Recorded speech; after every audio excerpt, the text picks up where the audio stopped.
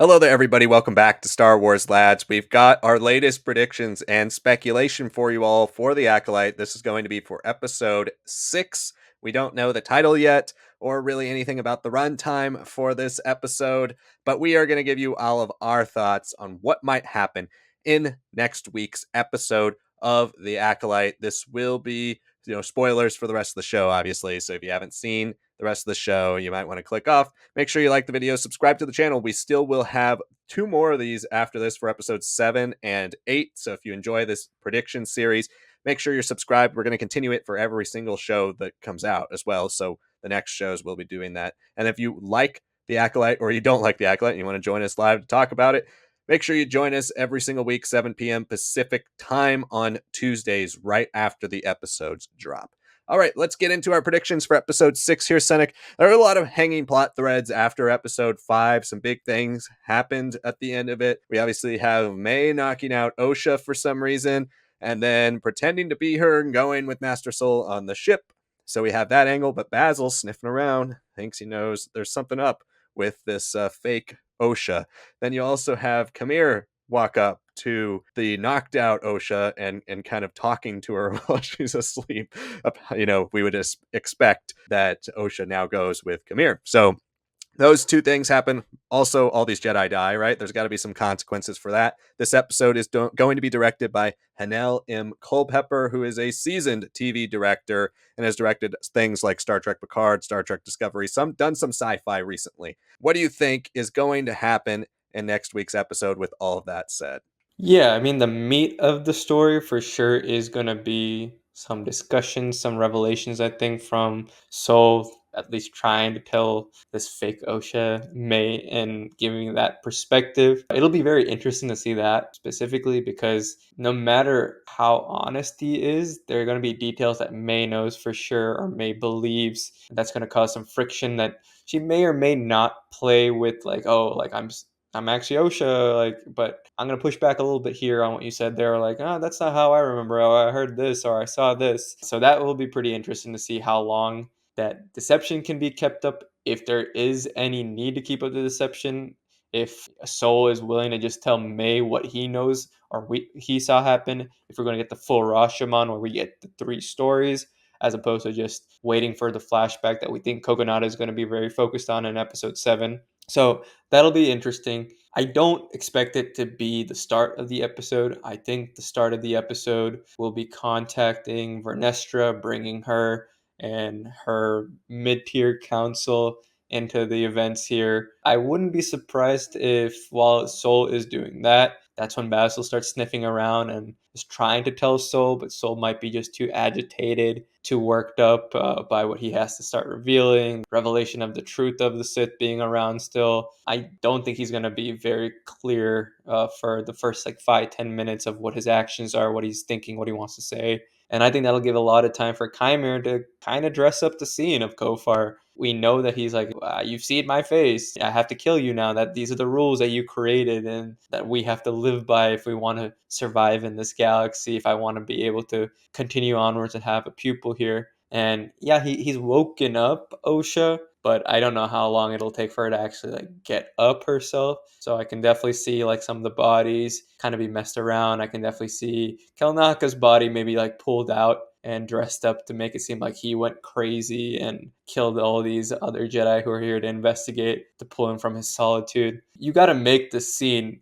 look convincing enough. I'd love to see something with the Force to like maybe cover everyone all up in this orangish red dust that we've seen from the end of episode 4, from the shots that we get of Osha waking up and seeing the first dead Jedi body. It feels like that's a key element here to making a lot of this DNA and all this evidence that could be easily extrapolated a little bit harder to do. So once Vernestra and everyone eventually comes, they're going to be like, okay, is this what really happened? I don't have any definitive proof it didn't happen this way. So I can definitely see that happen. I think Qimir, however you want to call him, he knows it's not May right? I think it's pretty obvious. It's not like Osha is wearing May's like metal chain outfit. She's kind of just been stripped off. So he's aware that May's off, but he might not care at this point. He might think that Osha is going to be a lot more open and a lot more willing once she hears his perspective on what happened on Brendock or what May's been up to, maybe informing why May has been so strange and so volatile as a character throughout her appearances and just her few brushes with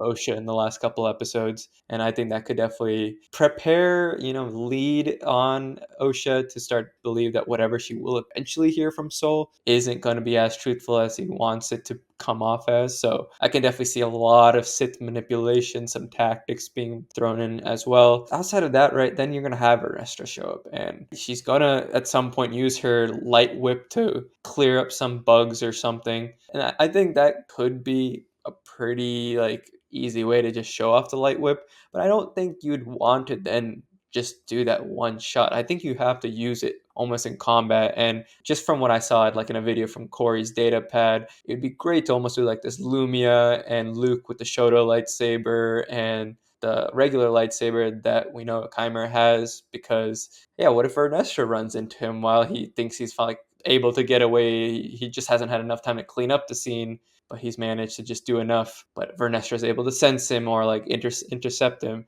and maybe that's what actually pushes Soul to start chasing really quickly because he's the one most ready to engage with Qimir as he escapes in May's ship or something. I see that's how it's gonna go in this end of the sixth episode. Then we're gonna see that eventual space crash, and that space crash I think will lead us into another kind of cliffhanger ending. I don't expect us to have a full resolution. Unfortunately, it doesn't look like we're going to have the beats of it picked up right away in episode 7, but I think relatively speaking, it's a lot more justified of an end than what we got in episode 4. So yeah, just a couple of things that I think can go on here.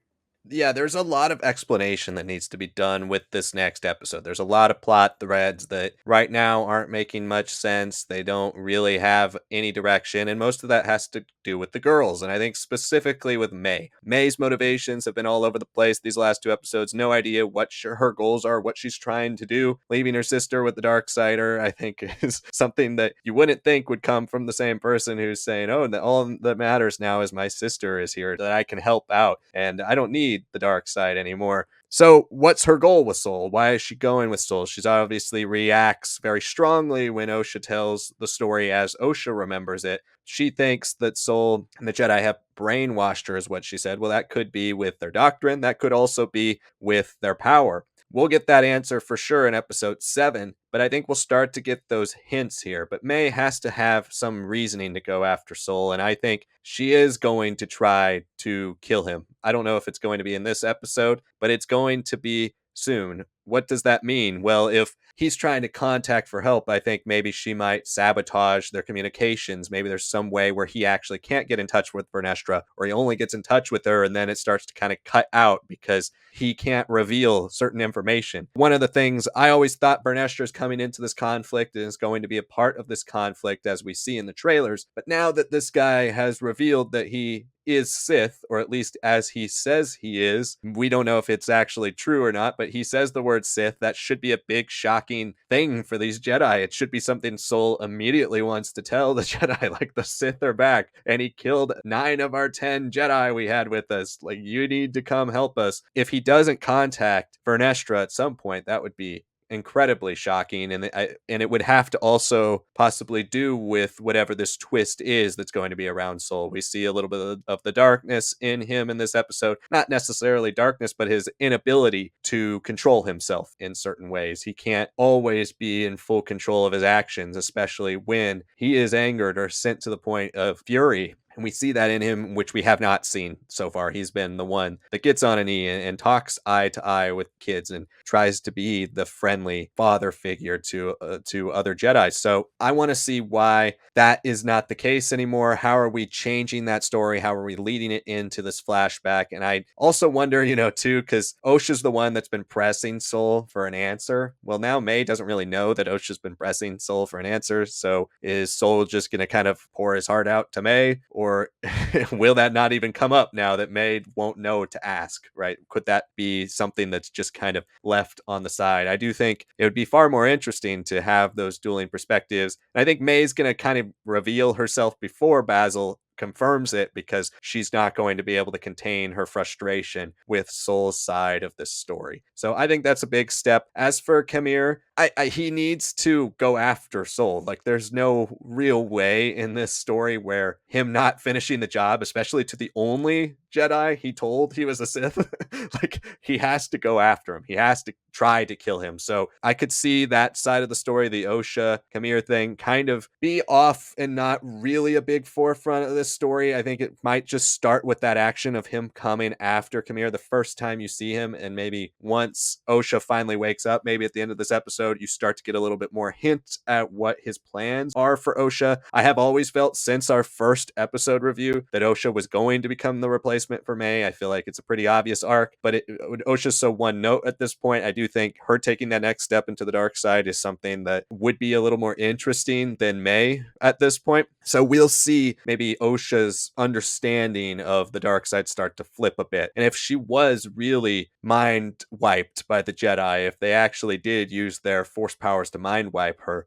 maybe Qimir does something that helps her unlock that real memory before our flashback episode in the next episode, where we get the true version of how this all works. And if we do get a bit more of the story of Qimir, I think there's going to be some type of explanation between how the Sith are connected to the mothers and how those witches and why they're so important and why these girls are so valuable to Qimir himself. But let us know your thoughts in the comments below. Do you think we're right with our predictions? Do you have other predictions we haven't said that you think are going to happen? What do you think will happen in episode 6 of The Acolyte? Let us know all that in the comments below. Again, if you haven't liked the video, make sure you do so. It helps us out with the algorithm a lot. And subscribe to the channel for more content just like this. We will be doing predictions and speculation for episodes 7 and 8, and then we will be reviewing live episodes 6, 7, and 8 as they come out. So 3 more weeks of The Acolyte. Hopefully you all join us for that. Thank you so much for watching this video, and we will see you all next time.